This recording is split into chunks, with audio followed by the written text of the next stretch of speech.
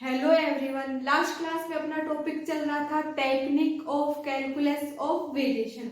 उसमें अपन ने एक इक्वेशन निकाली थी कि एक इंटीग्रल है आई जो डिफाइन किया था, किस किस का फंक्शन था, F function of Y, Y dot और एक्स का फंक्शन था, और वाई भी फंक्शन लिया था अपन ने एक्स और अल्फा का, जो कि किस फॉर्म में था कि Y X comma 0 plus alpha eta X, और इसको अपन ने माना था इक्वेशन फर्स्ट। ठीक है, तो अपन ने इसका अल्फा के रिस्पेक्ट में डिफरेंशिएशन किया तो अपने पास लास्ट ये इक्वेशन आई। ठीक है, अपन ने इसको माना था equation number 3।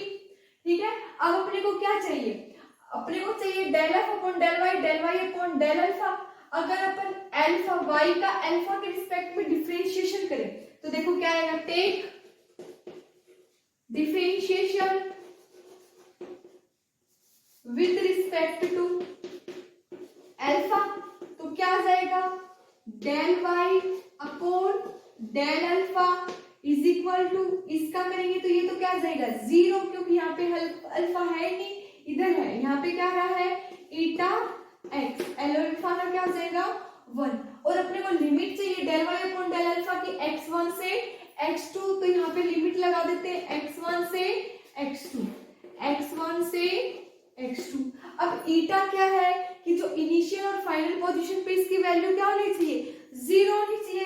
That implies eta x2 minus eta x1 equal to क्या आना चाहिए 0। मतलब अपने पास क्या आया, del Y upon del alpha x1 से x2 इक्वल टू क्या आया 0 आया।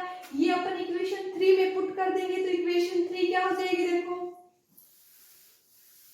पुटिंग दिस इन इक्वेशन 3, तो इक्वेशन 3 क्या हो जाएगी, del I upon del alpha equal to integration x1 से x2 del F upon del Y और del Y upon del alpha साथ में dx, ये फैक्टर हो जाएगा 0, ये बचेगा माइनस इंटीग्रेशन x1 से x2 d upon dx del F upon del Y और del Y upon del alpha, ये वाई डॉट था।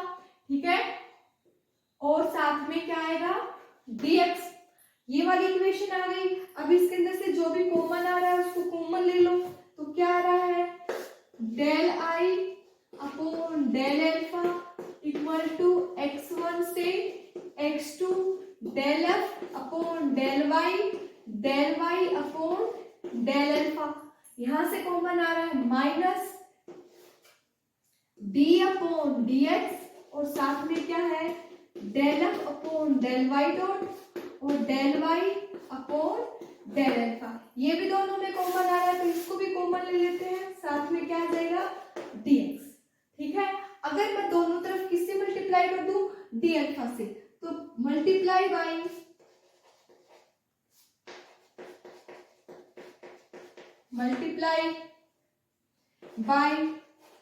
d alpha on both side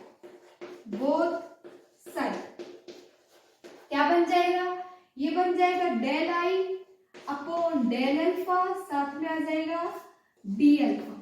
ठीक है, और ये क्या बन जाएगा, यहां से डी अल्फा से मल्टीप्लाई करेंगे तो x1 से x2 ब्रैकेट के अंदर del F upon del Y minus D upon D X del F upon del Y dot, और साथ में आ जाएगा यहाँ से डी एक्स करना है तो del D alpha del Y upon del alpha साथ में dx। ठीक है, अब D alpha del upon del alpha क्या बता रहा है, वेरिएशन, और इसको अपन क्या ले रहे हैं डेल एक्स, डेल ले लेते हैं। ठीक है, तो लेट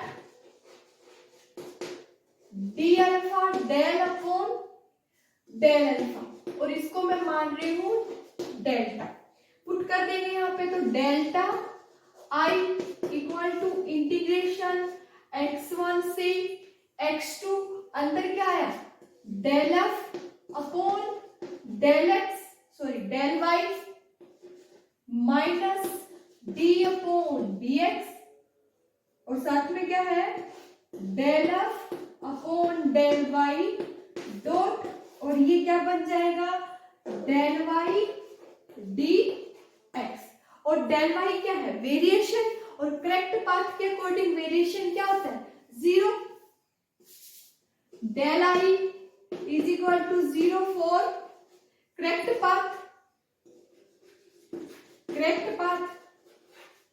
तो क्या आ जाएगा, इसको 0 के इक्वल कर देंगे तो आ जाएगा x1 से x2, और ये बन जाएगा del F upon del Y minus D upon D X del F upon del Y dot, ठीक है।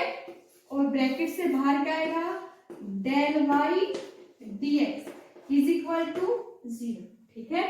मतलब ये अपने पास एक फैक्टर आया है, इक्वेशन आई है, और वो किस फॉर्म में है, इंटीग्रेशन फॉर्म में है। तो कोई भी फंक्शन है उसका इंटीग्रेशन 0 आ रहा है, इसका मतलब वो फंक्शन ही क्या है, 0।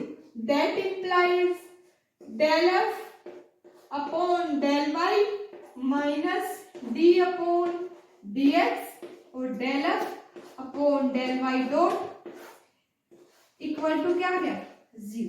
और इसी को क्या बोलते हैं, technique of calculus of variation, ठीक है। यहाँ पे अगर अपन f की जगह मैं क्या ले रही हूं, अगर अपन ले ले टेक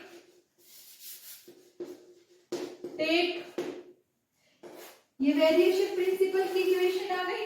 अगर यहाँ पे मैं f इज इक्वल टू क्या ले लूं, l, x is equal to ले लूं मैं t, और y इज इक्वल टू ले लूं मैं x, तो क्या आ जाएगा, देखो ये इक्वेशन बन जाएगी डेल एल अपॉन यहाँ पे क्या आएगा, डेल एक्स, साथ में minus D upon D T del L upon del X dot equal to 0। और यही क्या होती है, लैग्रेंजियन इक्वेशन।